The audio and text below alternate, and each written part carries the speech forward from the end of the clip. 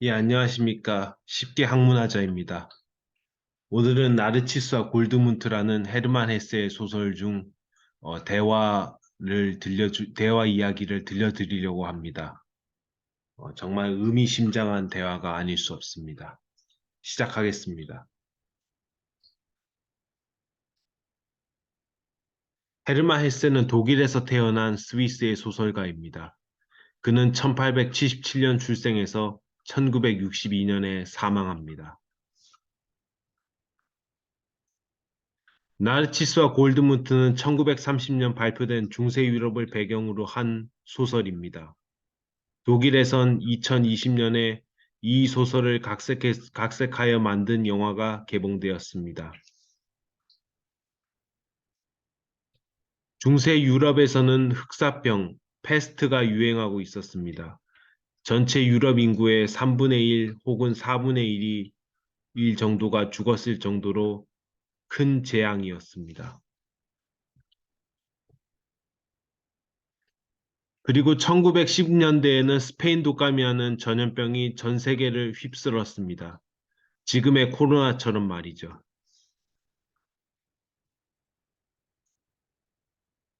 또한 전 세계적으로 대공황이라는 경제 불황이 닥쳤고 독일과 일본에선 나치와 군국주의 세력이 등장하여 전쟁의 길로 나아갔습니다. 사람들은 절망과 공포에 빠졌습니다. 이것이 나르치스와 골드문트가 쓰여진 1930년의 상황입니다. 오늘은 나르치스와 골드문트가 나눈 대화를 소개하고자 합니다. 왼쪽은 나르치스라고 지적이고 똑똑한 신부님이었습니다. 골드문트는 나르치스와 함께 수도원에서 신부가 되고자 했지만 파괴했습니다. 골드문트는 이리저리 떠돌았습니다.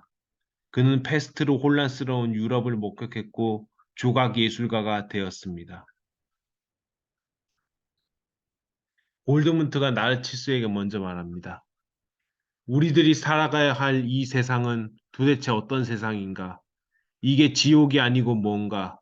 우라가 치밀고 혐오스러운 세상이 아닌가? 나르치스가 이렇게 대답합니다.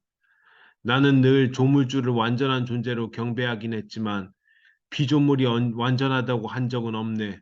또한 또 이 세상에 존재하는 악도 결코 부정하지 않았네.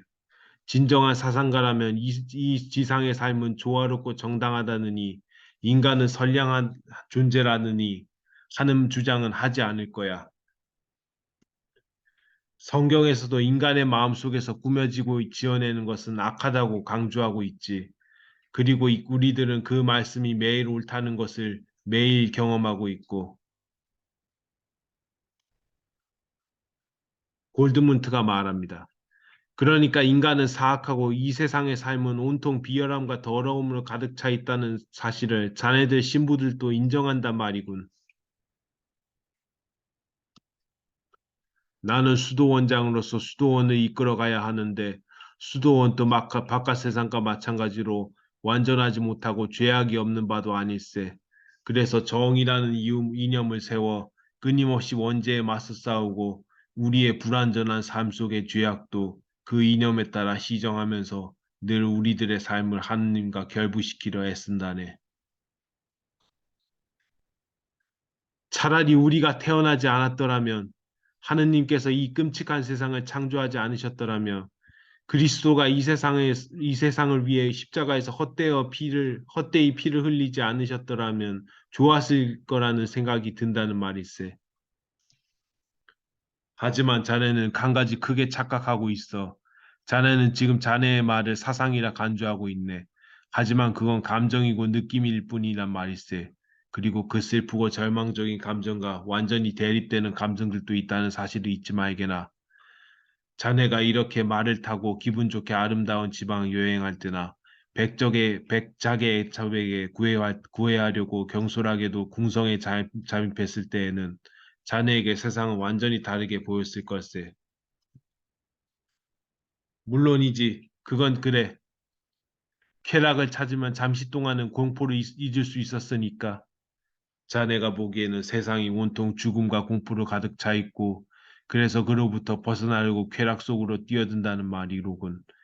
그러나 그런 쾌락은 오래 지속되지 않네. 그런 쾌락은 다시 자네를 황폐한 곳으로 몰아낼 걸세. 쾌락과 죽고 싶은 심정 사이에서 그네를 타듯 동요하는 것 외에 또 다른 길을 모색해 본 적은 없는가? 물론 있었지. 예술을 통해 모색해 보았네. 인생 무상을 극복하려 했지. 조각은 덧없이 사라지는 것에 영원한 생명을 부여하는 일이나 다름없었으니까. 듣고 보니 참 마음에 드는군, 골드문트.